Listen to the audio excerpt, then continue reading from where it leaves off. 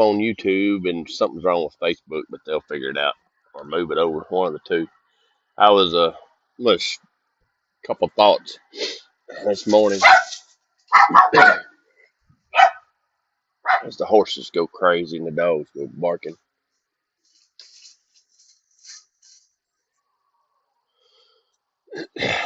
Been out here for a little bit, just drinking coffee, and I hear something squeal. I'm like, oh, I got pigs. So I go up the backside of my 12 gauge and I blast three pigs out of my feedlot pen that are wrecking my self feeder. There was five in there, and so I killed three out of the five. It's a pretty good morning. I was watching last night. I was watching The Chosen, and let me see if I can find where was that at? Yeah, and it was which I've not read in the Bible where Thomas's fiance Rama was killed by a centurion, but in the Chosen in that episode that we were watching, she got murdered, and so it's a great depiction of grief and sorrow. And Simon Peter's like, I don't know what to do, and it's really probably all of us have suffered, all of us have lost loved ones, all of us have felt pain and sorrow, and wondered why or where are you, Lord? And I can't imagine uh, how uh, it would have been with Jesus physically to have been there, and you physically had seen him give back the eyes to the blind. And there's a clip in there in that episode where Simon Peter and James and John were talking together, and they had seen Jesus resurrect that kid from the dead, and they're like, "Well, why didn't he do it for Rama? Why didn't he do it for Thomas? I mean, Thomas is just wrecked out grieving." And they did it was very, I mean, it's a good, they did a good job at what it really looks like to be in mourning, to grieve, to loss of a loved one, hard times, and then to be frustrated and confused at why God didn't do something then. And Jesus said, it's not her time.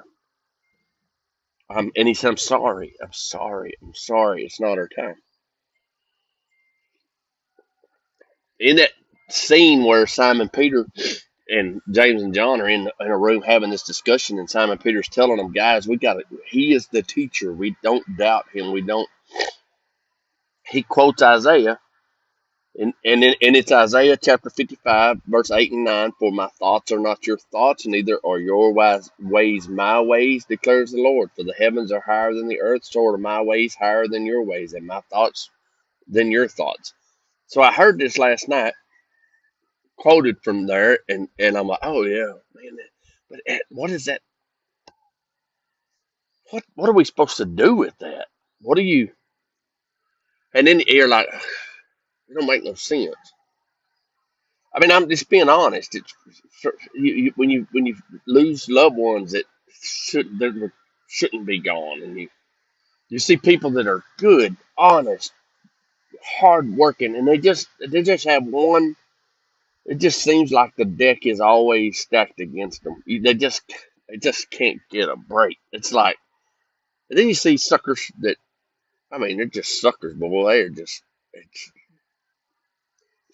I mean, it just I'm sorry, but you end up going. I don't get it, Lord. In my own personal life, we've been so blessed to not have suffered, you know, tragedies. I mean, my dad was killed in a car wreck in '07, unexpected, but he had made it 60 years. I mean, that's a pretty good uh, stretch to make it. You know what I'm saying? Uh, my grandparents lived a long, full life. My children are healthy. My grandchildren are healthy. And so but there's other areas of our life that have been struggles, and I keep, there's been several times I thought, but I don't get it. I don't understand why, this or why that. Had a great conversation with a mom whose 18-year-old son was killed in a car wreck, and she's screaming, "Why? Why?" Uh, and I don't have an answer for why. And Jesus told in that episode, Jesus told Simon Peter, "You understand what he's going through. You understand loss, so just go be with him. You don't have to have an answer. You don't have to have wisdom. You don't have to have. It's just being with someone." And so we've all been through things. Second Corinthians says that we might comfort those in any affliction with the comfort that we ourselves have received. And so it's important to understand when we go through things, when life comes at us hard, when we don't understand, it may just be because somebody else don't understand either, and you can help them. I can help them. I think it's huge to be willing and want to help no matter what. I mean, and I've said it for years. Don't waste the pain. It hurts anyway. So why not make something good? Use it for something good. Anyway, just it's Wednesday morning. I done shot 3 pigs. I'm drinking my third cup of coffee. I've been reading the Bible, sitting on my patio, enjoying these mornings that you can sit outside and not sweat. Hope everybody has a great day today. I show everybody Larry D. I got her papers yesterday. I got a digital copy. This registration deal with these quarter horses can be a nightmare.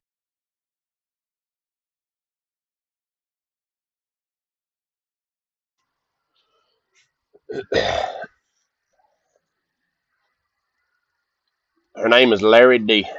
That's her registered name, and I registered her Larry D. Uh, for the man where her mama came from, Larry Gallion. His name's Larry Dale Gallion.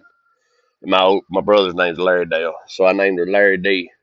in honor of those two guys. She is the first filly born to us. She is the beginning of our breeding program. I bred her. She's out of Mr. Larry's mare and Victor Davis's stud, K Pasa Cat. And she is a bay filly. Is exactly what we prayed for, what we hoped for. Uh, and her half sisters across the way, Betty's a cat mare, and she's bred to Metallic Payday, which is Caleb Driggers, and she'll be foaling pretty quick. Bo's on the other side. That's her first year's colt, and he's coming a long way. He's the one that makes a mess. She don't like people. She don't want to be petted. She don't want to be rubbed. I can tell you right now, she is not going to be friendly.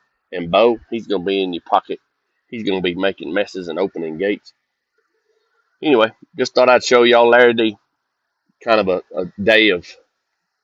She's a year old in June, but we've been trying to get her registered and finally got all that done. So hope y'all have a great day today. Hope you can truly whatever thoughts and whatever thoughts you're battling and wrestling with and trying to understand. It's not trying to understand or reason out things. I think sometimes you just don't have a reason for it. You just trust the Lord with it. His thoughts ain't my thoughts. His ways aren't my ways. I don't get it. I don't understand it. And I've come to there's a lot of stuff I won't understand on this earth. But thankfully I was raised by an old man that said you ain't got to understand. You just got to do.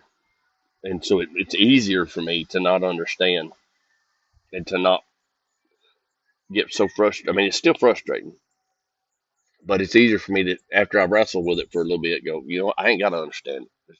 I just got to do it. Yes, sir. That's the answer. Hope you have a great day. Adios.